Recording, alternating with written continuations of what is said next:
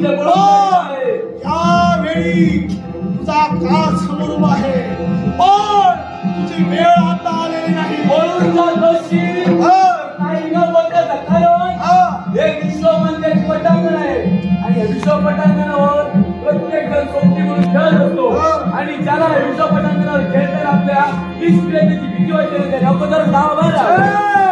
पण ज्यावेळी तो जोधा पुनश्च येईल